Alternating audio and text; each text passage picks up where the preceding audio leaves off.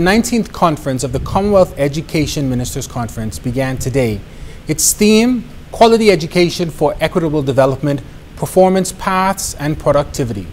The triennial event is considered the most defining educational caucus in the Commonwealth and will afford delegates from more than 50 countries the opportunity to address some of the many educational challenges faced by small states.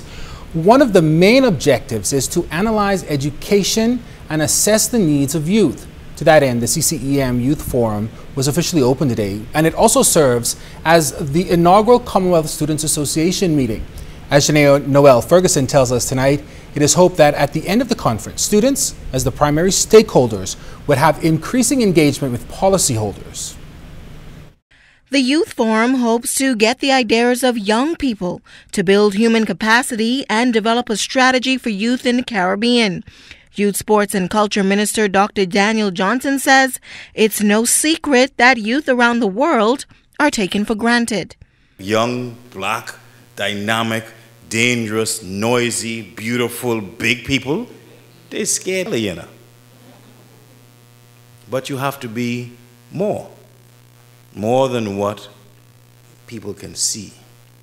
And that's the magical opportunity you all have every time you gather and you come to represent your country, you come to represent your schools, your families, your organizations.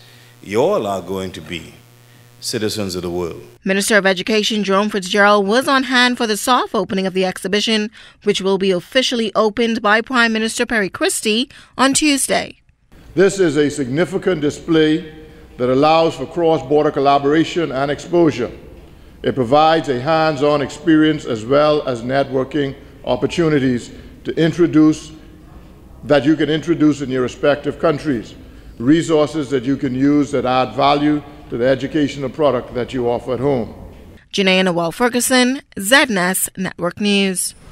All right, Janae, that actually kicked off this morning with Janae Noel's reporting. Now, tonight, they're going to have the official opening ceremony at the Atlantis Resort. And as you may not know, half of the states in the Commonwealth are actually small developing states. And it's on that backdrop that there's going to be major discussions. Joining us live now to talk about the opening ceremony, our Keishla Adley is standing by. Keishla. Hello there. We are just a few hours away now from the start of the 19th Conference of Commonwealth Education Ministers. The meeting is being held for the first time in the Bahamas. It's a meeting which takes place every 3 years, and the objective is, of course, to discuss all things education and chart the way forward for education within Commonwealth countries. About 53 countries included in this body, and delegates from all of them expected to converge in the Bahamas for this very important meeting. Right now we're going to speak with Ms. Valerie Gator, who is one of the coordinators of this meeting. Ms. Gator, good evening to you. Tell me about what we can expect. We hear the choir in the background. Of course, the opening ceremony is set for tomorrow. Tell me about some of the key objectives. Well, the key objective of this meeting is for Commonwealth education ministers to discuss education in a post-millennium development era. And so this is really to discuss what's going to happen after 2015 for the Commonwealth in terms of education, all those sound decisions, all of those things that really would propel education forward is going to be discussed at this meeting by ministers, by youth, by stakeholders, and by teachers. Well, we know that Prime Minister Perry Christie and, of course, the Education Minister Jerome Fitzgerald will deliver addresses here tomorrow at the opening. But tell me about what to expect in the 5 days ahead. Well, in the 5 days ahead, we will see really the Bahamas being in the spotlight of education.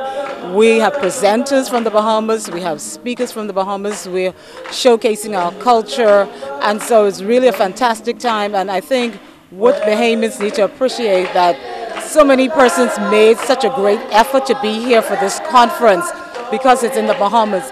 And we just have people from places that we even didn't know existed. When you hear names like Tuvalu and Vanuatu, you know, and really see them appear on your doorstep, then you really realize how close we are as a Commonwealth. And I think that this is really amazing, the fact that we now have about 800 international delegates at the Atlantis, really excited about education, excited to being here. A delegate from Martinique said she just got the call to say she's traveling to the Bahamas, and she thought it was a dream. And so we really have a lot to be grateful for, that we are still considered a place to visit and a place where things can happen and make a difference in the world. So a little bit of education, a little bit of tourism. It's a mix I think we can appreciate. Of course, at the end of the 5 days, we expect a communique to be delivered by stakeholders here.